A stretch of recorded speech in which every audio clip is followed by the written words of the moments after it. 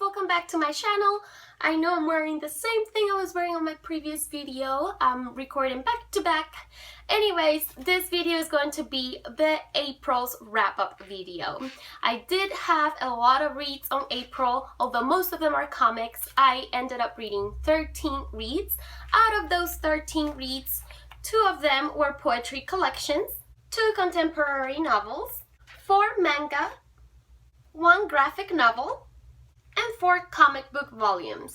Most of these reads ended up being 4-star reads for me, with the exception of 2. So I'll start with my least favorite books and I'll work my way up to my most favorite books. My least favorite book this month was A Secret Affair, and this is by Barbara Taylor Bradford.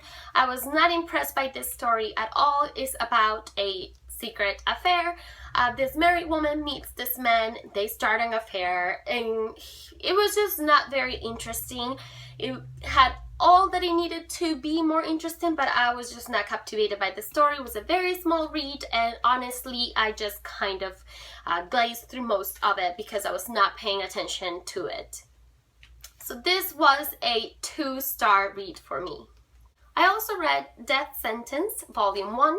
This is by Montanaro and Dowling, and in this story, basically, there is a sexually transmitted disease that gives people sorts of superpowers, but they can only live a certain amount of time. I think it's 6 months after their powers develop, and then after that they die because of the disease. So it's pretty interesting. It's very graphic and is very intense. The art style was pretty interesting. I did enjoy it for the most part, but I ended up giving it 3 stars. The rest of the things I read, totaling 11 reads, are all 4 stars. I read Coloring Books for Grown-Ups, and this is by A.F. Borges. This is a poetry collection. It was a very good poetry collection. I did enjoy most of the poems. I enjoy his writing style, and I could really relate to most of the poems in this collection. I thought the entire idea of the book was really interesting also, and it was pretty neat because it's got the poems and then it also has coloring pages in between, if I can find one. You see, so it's got coloring pages in between the poetry, so it's very interesting.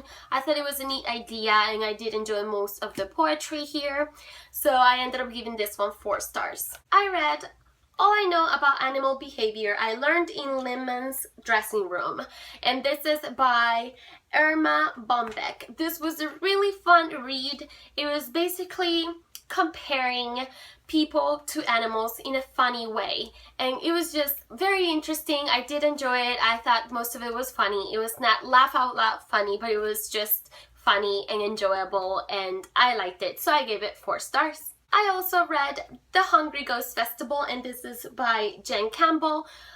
Jen Campbell is a booktuber as well, and I've had previews of her work before in some of her videos, but I wanted to get my own book and I got this one. I really enjoy her poetry style. It's a little bit different, I feel, than most of the poetry styles that I've read, but it's very intense and the messages come across very strong, and I really enjoyed it as well, so I gave it 4 stars.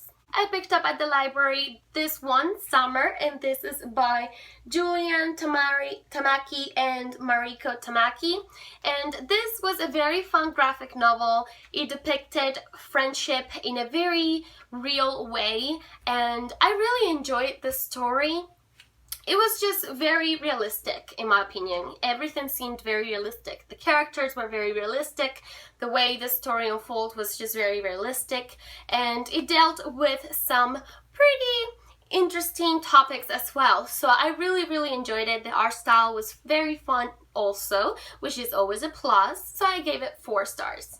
I also picked up at my library Maximum Right, and this is by James Patterson, and the art is by Mariah Lee.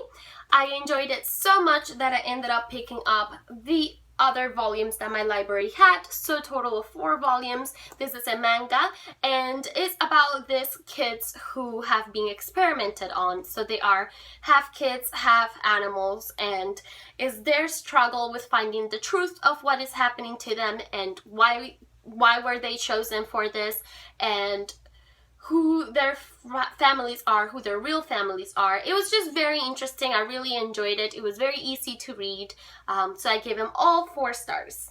Then I picked up The Amazing Spider-Man, and this is Edge of Spider-Verse. This was really enjoyable. I liked the different Spider-Men and Spider-Women throughout this comic. It was pretty interesting. The storyline was very introductory, so it didn't get very intense. It didn't get into the plot too much, but it was really enjoyable nonetheless. I love the art style, and I just love Spider-Man, so it's difficult for me to find a Spider-Man that I don't enjoy. Since last month, I read a lot of very intense stories with very intense topics. This month, I wanted to keep it more an easy read kind of month with lighthearted stories and just enjoyable things that didn't require too much of my emotional attachments. So I started the month actually with Sonic the Hedgehog versus Mega Man Worlds Collide, and frankly, I thought this was going to be just childish in a way, and it was very, very interesting. It was definitely, you know, more childish, and the art style was more, you know, cutesy, but it was so good. It was so interesting. I really, really ended up enjoying it. It made me want to pick up the rest of this series, and I thought it was very well thought. Also, the plot was very well put together, and I just really, really enjoyed it. Basically, their nemesis on each of the world meet and get together in the plan of bringing these two as enemies and have them both destroy each other. And it was just very fascinating. It was interesting. I liked it a lot, so I gave it 4 stars. And last but definitely not least, I read a Sandman book, and this is by Neil Gaiman. This is the Sandman Preludes and Nocturnes. I think is the first volume. It was very interesting. The art style was fascinating to me, at least. It's very different from most comics. I liked it a lot.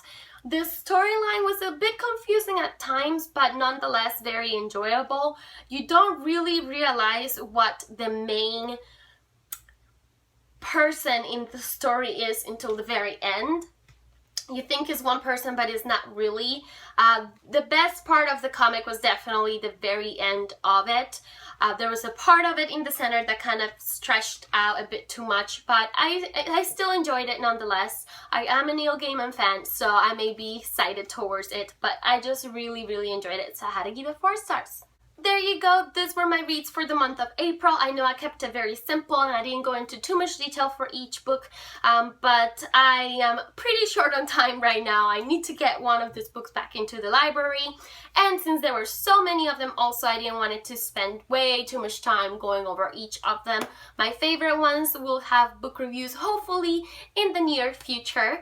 Thank you guys for watching. Let me know what you read in the month of April down below. I hope you guys have a wonderful day, and I'll see you in the next video. Bye!